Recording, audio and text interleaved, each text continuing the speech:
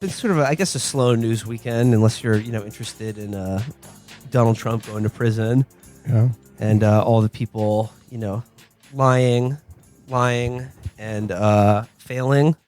But it certainly was. It's been made for some great SNL. I'll say that for sure.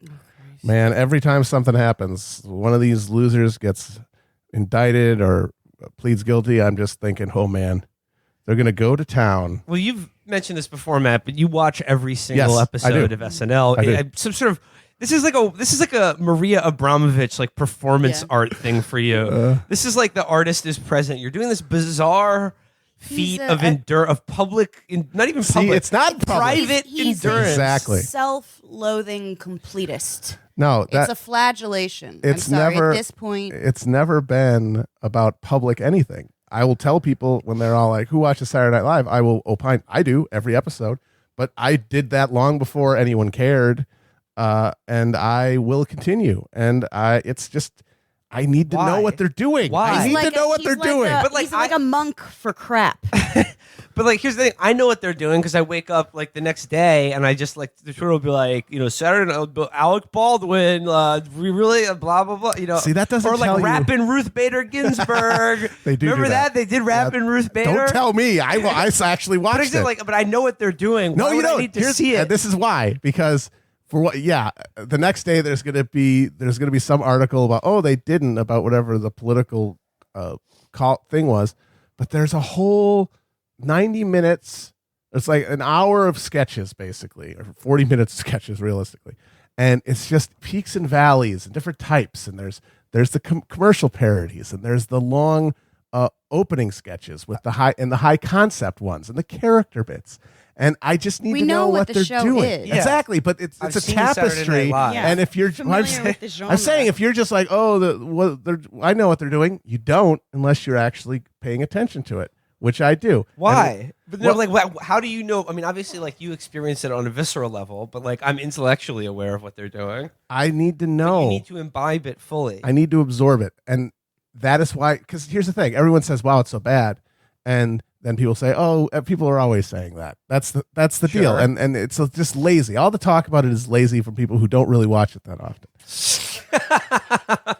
I'm not kidding. So you want, when you complain about Saturday Night Live, you want like the actual cred. Exactly, because you don't want when these rubberneckers who are passing by on Twitter Sunday morning or whatever. Is not pure? Exactly, because people could say this is so terrible, but I could say with full confidence, in my heart knowledge, that specifically the political sketches, the Trump era political sketches, is the worst content they have ever done, like on a consistent basis. The worst kind of sketch including things like Mango or basically every Chris Kattan character who until now was like the lowest possible nader, just awful, cringe-inducing, just idiocy. But this is just, you don't like the Night at the Roxbury guys? Oh god, that was the better one. Well, because it was half Will Ferrell. All Will Ferrell. Yeah. Like, that was tolerable. Because otherwise, you're talking about Mango you don't like or Mango? Mr. Peepers. Just dread.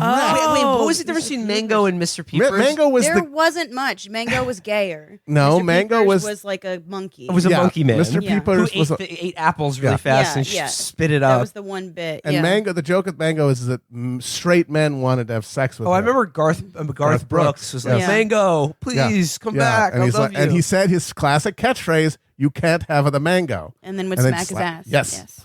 So I could. That was brutally terrible. Oh man! Also, it should not surprise you that Chris Kattan later turned out to be like a really gross guy regarding women and made some really disgusting comments about women later. Because when you play a character like that, or both of those characters, your only recourse is to become like an MRA kind of guy. Well, it's amazing. The track record of mid-tier SNL guys who never became super famous becoming bitter reactionaries is wow. Yeah. It's unprecedented. Rob Schneider, Dennis Miller. Love it. But back to current day, like last week's SNL. Yeah.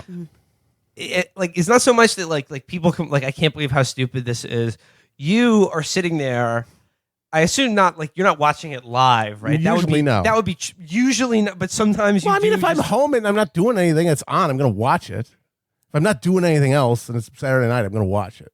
But I'm not going to go. I'm not going to cancel. Me, Matt. I'm not going to cancel plans Matt, to see there it. are better things to do with your Saturday night. All these other people who are just being like, "Oh, Saturday Night Live sucks." You're like, "No, fuck you." You were sitting there looking at like Colin Jost's like smirking face, and you're just like, "Let the old flesh die. The new flesh will replace.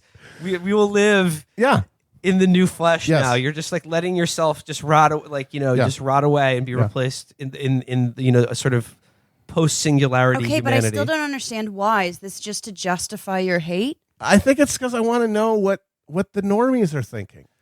Because the thing is, people are like, who watches this? But it does pretty well ratings wise, and it's like the Daily Show with Trevor Noah. They went up for the first time. It's best ever ratings with him. Yeah, People are watching this stuff, and I want to know.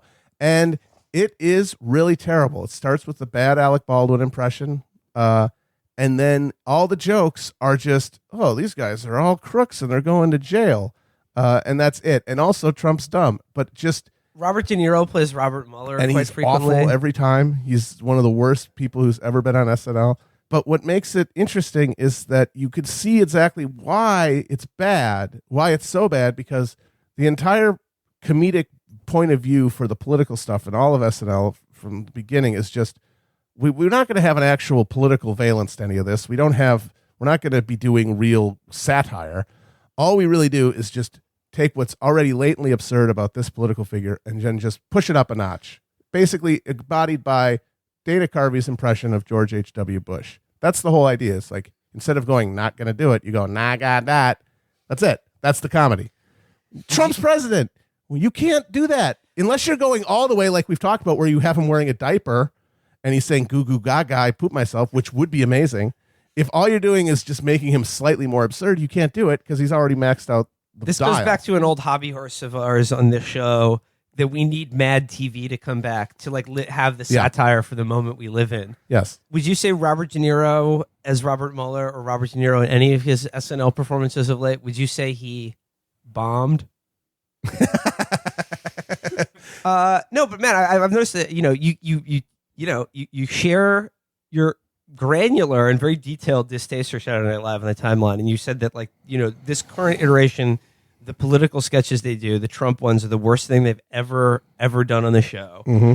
And I saw some Democrat or like resistance people get pissy with you because it got into resistance Twitter. They were like, just oh wow, like the one thing that's like standing up to Donald Trump, and you're like, do you realize that they literally had him host the show when he was running for president? I know, it's amazing. And this like massively humanizing him or like making it seem like he could take a joke, which he can't, because just yesterday he literally said the feds should investigate Saturday Night Live. He said he literally said all the TV shows being mean to him are collusion. Yes, they're colluding. And that the feds should investigate SNL for their jokes. Which is the most darkly horrific thing we could have is toothless, awful comedy like that getting a patina of subversiveness from the literal president, calling it that. How could these guys walk around thinking, wow, maybe we're frauds making garbage because the president is calling for he's doing a fatwa on them. I'm speaking truth to power. Yeah. And I am making the comfortable uncomfortable. Yeah, I'm freaking Salman Rushdie over here. I mean, it is the worst of both worlds, because the people who think that like the daring, cutting edge, the subversive comedy of SNL is being given credence to by the president being like, literally the Department of Justice needs to shut down Saturday Night Live for all of their dangerous sketches where it's implied that I'm a know-nothing half smart crook or whatever. I don't know. If they put Colin Jost in a black site, I might have to vote for Trump in 2020. I'm not going to lie. Which one is he? Is he the one with He's he the is Weekend the Update blank-faced, smirking college boy head writer and Weekend Update host, the guy who said in a few episodes back that New York won the lottery by getting the Amazon headquarters and everyone should stop whining about it. Oh, yeah. And they did a sketch about how Jeff Bezos bought. It was the most. This one made me think, what are they taking in that fucking writer's room to even see the world through? Are they all on ayahuasca? Because if I thought, they're on stuff that we have never even heard Chinese of. research chemicals or something. Because their take on the Amazon. This is the Steve Carell. Oh, episode. the one with the jaw. Yeah, I don't like him or his jaw. In the Steve Carell episode, they had a sketch where it was Steve Carell as Jeff Bezos talking about how I built my headquarters in New York and DC and Washington and in Queens. And their take on it is that, well, that's where Trump was born and where he lives now. He doesn't live in Queens now. No, he lives in DC now, but he was born in Queens. Oh, yeah. So that's an own of Trump. That's why they picked him to go there. And of course, they had a line there is like, and I'm actually a billionaire. And I was like, I could sit for a year and try to think of an angle about the I would Amazon never, and think, never they're arrive at owning that Trump. conclusion. Yeah. They're owning Trump by putting it in his hometown and in DC. They're owning him. When you hear people, folding dollar bills to make it look like the towers are flaming, and you're like, oh, how'd you end up there? Well, it's less embarrassing than that. Oh, absolutely. It's less. At least those look like flaming towers. Yeah, because that shit looks like the fucking burning twin towers. Yeah. No, that's and this is another reason to watch SNL. No, there's no. I don't recommend anyone else do it. I will be the sin eater for all of you. Yeah, don't worry about it.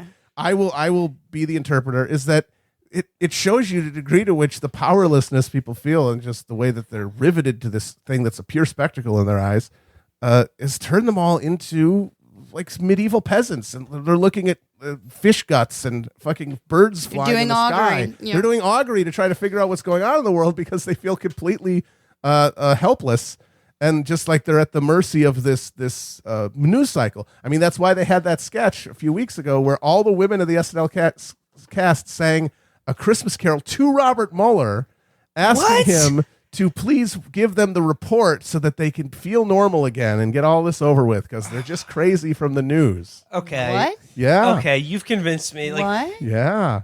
This is your. Oh, no. Yeah. Oh, no. Oh no! Oh no! So all the women of SNL, and by extension, the women of America, are begging this like ancient, like fucking Herman Munster looking Fed to restore like their dignity as women. There was a painting of him above their head when they were singing it. Yo, the Krasensteins could never. Yeah. Wow. Okay, Matt, you've convinced me. This is the passion of the Matt. This is like your Stations of the Cross. You're doing this every week. Yeah. Like, for all us sinners who couldn't do it. Like Jesus being flayed and having the crown of thorns on his head, being led to Golgotha. Yep. And then every Saturday night when it's over and you've seen all of it, you're just like, it is accomplished. It is accomplished. I wouldn't say that always, but in this season and specifically the last 2 or 3 or 4 episodes have been so wire to wire bad. Not even the weird last sketch that sometimes is funny just because they don't care anymore. They're tired. And they're tired. They figure nobody's watching anyway. That's where sometimes there'd be really funny weird sketches like Robo-Chomo with The Rock, which is, in my opinion, an all-time great sketch. And that was only a couple seasons ago. But even now, garbage. The last sketch of this last episode, the one with Matt Damon, was oh God, it was Brexit Christmas. Okay. And it was a Christmas special hosted by Theresa May. She comes out, she sings a song, she's got dancing bobbies behind her. And the joke is just, wow, everyone sure hates me because of Brexit. They're really mad about Brexit. That's why. Jesus. It's like, wow, everyone's real mad about this. And the last joke of the entire episode is, first she has David Cameron on, played by Matt Damon, and he just goes, wow, everyone hates you. And she's like, oh, you jerk. You did Everyone Brexit. hates David Cameron, too. Right, but he says, they hate me, and they hate you more, even though I did Brexit. And then she's like, oh. And then that next guest is a guy dressed like Voldemort. No. Yes. And he comes out and he goes, and she's like, oh, wow, people hate us really a lot. And he goes, you know what? I really can't be associated with you. And then that's just the sketch. That's the end of the sketch and the episode. Voldemort. Mm-hmm. There's like nothing anymore. Sketches they don't even have premises. I've changed my mind. You are Matt Christ Man. Yeah, Matt Christ Man. You are not only that. This is like the last temptation of Matt, because I imagine now as you're watching the Brexit Voldemort Theresa May sketch, actually like what happens is you begin to receive a vision of coming down, of stopping watching SNL and living life as a man, watching a funny sketch comedy show, like just watching, I don't know, reruns of Brass Eye or something like that. Or even The Kids in the Hall or something, or Mr. Show, anything, or SNL's from like the Farrell McKay era when they had good sketches sometimes. So you received a vision of that of what it would be like to live as a man and not take on this pain for the rest of humanity. But no, like God shows you that vision. Yep. To underscore how great the sacrifice you're making is. We'll be praying for you. Yeah, pray for Matt. Yeah, I mean, I get a little respite now because there won't be another one until I think mid-January, so I get to take a break.